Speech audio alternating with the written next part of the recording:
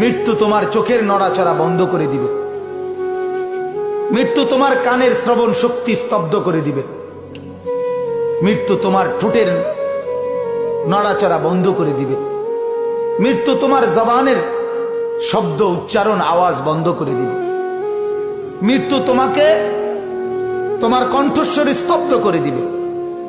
মৃত্যু তোমার জিহ্বার সব স্বাদ বিনষ্ট করে দিবে। অচিরেই রূহ চলে যাবে, আর কিছুই থাকবে না তোমার। না কানের শ্রবণ শক্তি, না নাকের ঘ্রাণ শক্তি, না চোখের দৃষ্টি শক্তি, না চামড়ার অনুভব শক্তি, না পায়ের চলার শক্তি, না কল্পনার বিবেকের দিমাগের চিন্তা ফিকিরের শক্তি, কিচ্ছু থাকবে না। আল্লাহর নবী এটাই বলছেন, সব কিছু